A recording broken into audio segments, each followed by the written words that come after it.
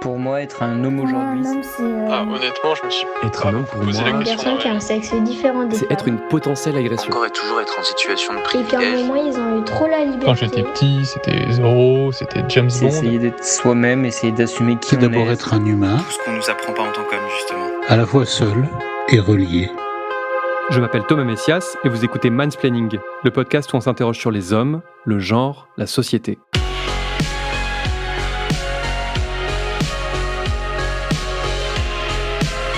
Comme la plupart des parents, j'ai eu envie de transmettre à mes enfants une partie des œuvres culturelles qui m'avaient moi-même transporté lorsque j'avais leur âge. La trilogie Retour vers le futur en fait partie, et j'ai l'impression qu'un très grand nombre de parents nés dans les années 80 ont eux aussi eu à cœur de faire découvrir les aventures de Marty McFly, Doc Brown et de leur DeLorean volante. Quand j'étais gosse, j'ai beaucoup vu Retour vers le futur 2, dont nous possédions la VHS. Pour les plus jeunes qui m'écoutent, il s'agit de l'ancêtre du DVD, un format qui est lui-même en train de péricliter. Je me souviens aussi avoir découvert le dernier épisode de la trilogie au cinéma, avec mon père, à l'âge de 6 ans. Entre vous et moi, c'est peut-être un peu tôt. Je pense qu'il vaut mieux attendre que les enfants aient 9 ou 10 ans pour leur faire découvrir. D'abord parce que c'est assez compliqué, ensuite parce que c'est quand même un peu violent. Mais cela dépend évidemment de la sensibilité de chacun et de chacune. Et donc, récemment, nous nous sommes installés un soir devant le premier Retour vers le futur, et ils ont adoré ça. Dans les semaines qui ont suivi, on a bien sûr enchaîné avec les 2 autres volets, en laissant un peu de temps entre chaque séance, parce que le binge-watching est une pratique qui me hérisse le poil. Je ne vais pas faire la fine bouche, j'ai pris beaucoup de plaisir à revoir ces 3 films, une bonne vingtaine d'années après mon dernier visionnage. Mais comme on ne se refait pas, mon esprit a vite glissé vers des réflexions qui ne m'avaient jamais effleuré jusque-là. En résumé, j'ai réalisé que l'un des moteurs de la trilogie Retour vers le futur est la course à la virilité et l'obsession de la masculinité hégémonique.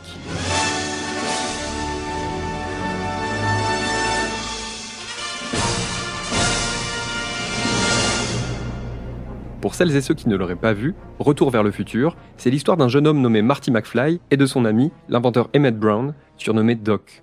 Un jour de 1985, Marty apprend que Doc a conçu une machine à voyager dans le temps qui se présente sous la forme d'une DeLorean, marque de voiture qui a fait faillite en 1982, mais que le réalisateur Robert Zemeckis et son co-scénariste Bob Gale ont ressuscité pour l'occasion. Attendez un peu, Doc. Est-ce que j'ai bien entendu ? Vous dites que vous avez fabriqué une machine à voyager dans le temps à partir d'une DeLorean ? Faut voir grand dans la vie. Quitte à voyager à travers le temps au volant d'une voiture, autant en choisir une qui ait de la gueule. Ensuite, pour résumer, Marty se retrouve accidentellement projeté en 1955. Il doit se démener pour parvenir à retourner en 1985, mais aussi s'arranger pour ne créer aucun paradoxe temporel. Ce qui devient très vite compliqué, étant donné qu'il croise sa mère et qu'elle commence à tomber amoureuse de lui, au lieu de craquer pour son père. Dans le numéro 2, Marty ira au contraire dans le futur, en 2015, avec pour objectif initial le fait de sauver son futur fils de la délinquance. Et dans le 3, il tracera jusqu'au Far West pour sauver Doc d'une mort certaine. Bien entendu, les complications seront à chaque fois nombreuses, les sauvetages effectués in extremis, et le continuum espace-temps sacrément chamboulé. Mais reprenons les événements un peu plus en détail. Au début du premier épisode, Marty est très contrarié parce qu'il constate une fois de plus que son père se fait humilier par Biff Tannen, son supérieur, qui ne cesse d'abuser de son extrême gentillesse, qui est perçue comme une faiblesse. Au fait, ils sont prêts, mes comptes rendus? C'est-à-dire que j'ai pas encore tout terminé, mais tu sais, Viens par je ici. me suis dit Viens que par puisqu'on ici. ne devait pas les rendre à... Allô? Allô? Y'a personne au bout du fil? Faut réfléchir, McFly. Oui. Faut réfléchir. Et le temps qu'il me faut pour les faire taper. Mais est-ce que tu te rends compte de ce qui se passerait si je rendais mes comptes rendus avec ton écriture? Mais je me ferais virer. Ce serait pas ça que tu cherches à faire par hasard, hein? C'est pas ça. Oh, mais enfin, bien sûr que non, Biff, qu'est-ce qui te fait penser une chose pareille? Écoute, voilà ce que je vais faire. Je termine tout cette nuit et je te laisse à porte demain matin à la première heure. Ne te pointe pas aux aurores, hein. Le samedi je dors tard. Oh, t'as vu McFly? Ton lacet est défait. Oh, c'est pas croyable. T'es toujours aussi poire, McFly. Robert Zemeckis, le réalisateur, met très rapidement en place 2 conceptions antagonistes de la masculinité. D'un côté, Biff Tannen, qui a tous les apparats de la virilité et qui n'a aucun scrupule à piétiner ceux qui lui semblent plus faibles, et de l'autre, George McFly, le père de Marty, un homme si effacé qu'il n'est respecté ni par les gens qui travaillent avec lui, ni par les membres de sa famille. Marty semble d'ailleurs être le seul à vouloir réellement aider son père, avant tout parce qu'il a l'air d'avoir honte d'être son fils. Plus tard, à la faveur d'un plongeon 30 ans en arrière, on comprendra que si George est à ce point dominé par Biff, c'est parce qu'il en a toujours été ainsi, parce qu'il a toujours été un garçon sensible et discret, peu à même de jouer des coudes et des poings. Ce mécanisme traverse toute la trilogie. Apparemment, se trouver le plus haut possible sur l'échelle de la domination masculine est la condition sine qua non pour réussir sa vie. Et cela passe nécessairement par le fait de remporter quelques bagarres. En résumé, George est un loser parce qu'il n'a jamais eu le cran de coller une droite à Biff. Tout le film est régi par cette idée. Si Marty, une fois propulsé dans le passé, fait chavirer le cœur de sa propre mère, c'est avant tout grâce à un acte de bravoure dont il se serait bien passé, empêcher son père d'être écrasé par une voiture. Problème, cela empêche aussi ses parents de se rencontrer, ce qui risque de provoquer sa disparition pure et simple. Vous êtes ma... Je m'appelle Lorraine. Lorraine Bates? Eh oui. Mais vous êtes si... Vous êtes si... mince. Allons, Pierre, du calme, vous avez une énorme bosse sur la tête. Oh. Ah. Où est mon pantalon? Je l'ai mis là, sur mon journal intime. Vous savez, Pierre, c'est le premier slip mauve que je vois. Pierre, mais et pourquoi vous m'appelez toujours Pierre? C'est bien votre nom, Pierre Cardin. C'est marqué partout sur vos sous-vêtements. Ah. Marty finira par réaliser que la seule solution pour ne pas disparaître, c'est que George McFly démontre au moins une fois dans sa vie qu'il en a dans le pantalon et qu'il est capable de se battre. D'ailleurs, une fois revenu en 1985 après s'être assuré que ses parents tombent bien l'un dans les bras de l'autre, Marty constatera à quel point la démonstration de virilité de son père a porté ses fruits. Ce dernier est désormais un homme fringant, tiré à 4 épingles, jouant régulièrement au tennis et possédant plusieurs voitures. D'ailleurs, devinez qui est devenu son employé, le fameux Biff Tannen, qui lui fait des courbettes et brique ses automobiles jusqu'à ce qu'elles brillent comme des sous-neufs. Ça y est, George est un mec, un vrai. Et en plus, sa femme est mince, car si Lorraine, la mère de Marty, est désormais pimpante et svelte, c'était moins le cas en début de film.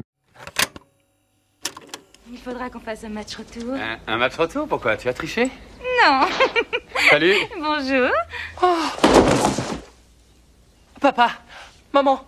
Marty, est-ce que tu t'es tu ne cogné t'es la pas tête? fait mal. Oh, mais... oh, vous êtes super chic. Oh, puis maman, ce que t'es mince. Merci, Oui. c'est vraiment gentil. C'est tellement représentatif de la culture de la minceur de ces années-là, loin d'être passé aujourd'hui, où la perte de quelques kilos suffit à faire prendre de la valeur à un personnage.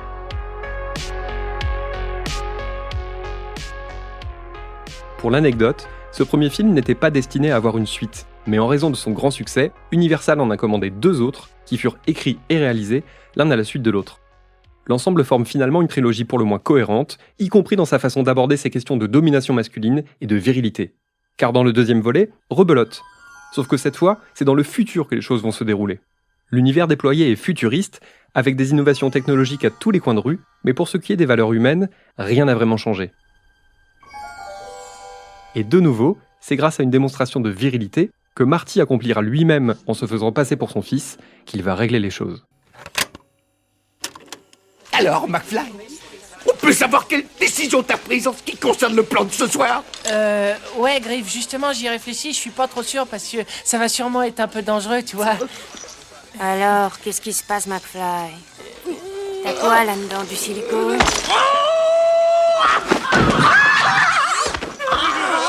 Qu'est-ce qu'il y a? T'as peur? Mais c'est une vraie poule mouillée. Quoi ta réponse, McFly? Tu dis oui ou tu dis non? Juste après ce passage, on peut entendre une réplique que personne n'a oubliée et qui mérite qu'on s'y attarde. De quoi tu m'as traité, Griff?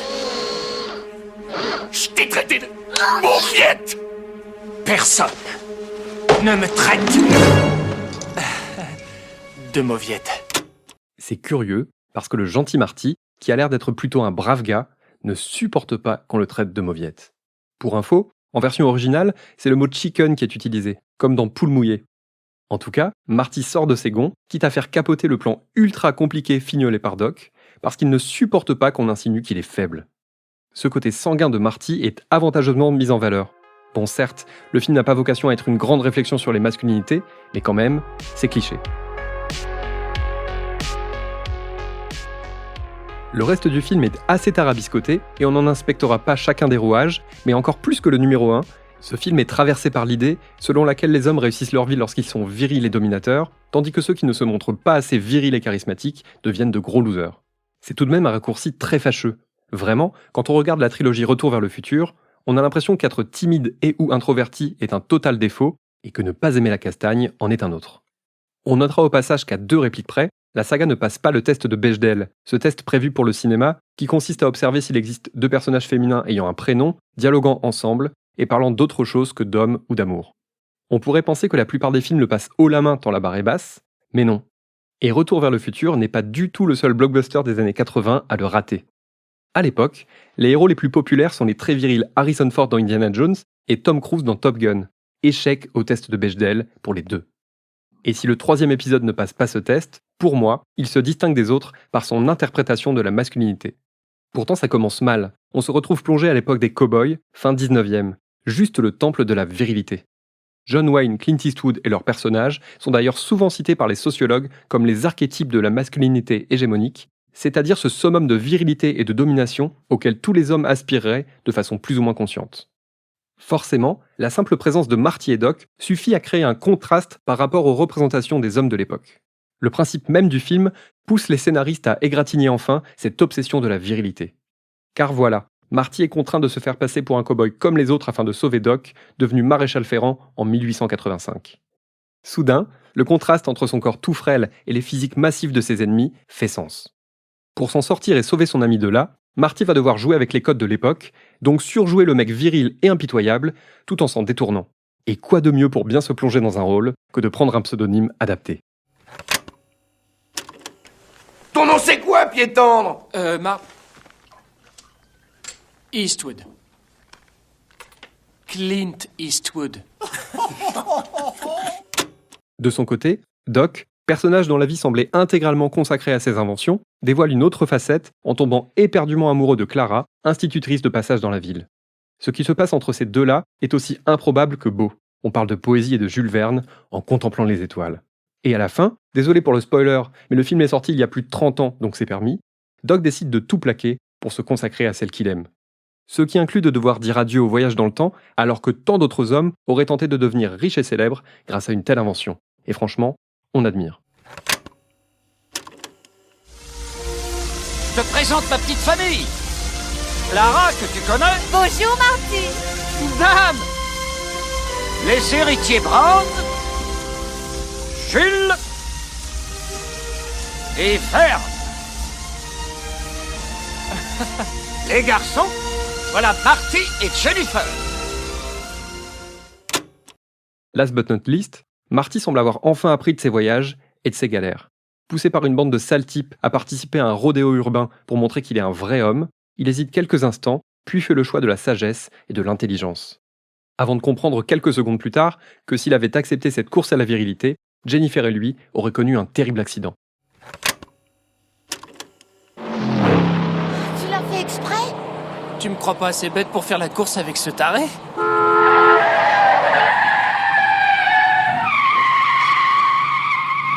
La vache! J'aurais percuté la Rolls-Royce. C'est le dernier message délivré par la trilogie Retour vers le futur, et il est très positif. Réussir sa vie d'homme, ce n'est pas montrer qu'on est le plus testostéroné, c'est au contraire faire parler ses neurones et son cœur plutôt que ses hormones, et accepter d'être considéré comme un faible par ceux qui pensent à tort que virilité est synonyme de qualité. Il fallait bien quelques voyages dans le temps pour en prendre conscience.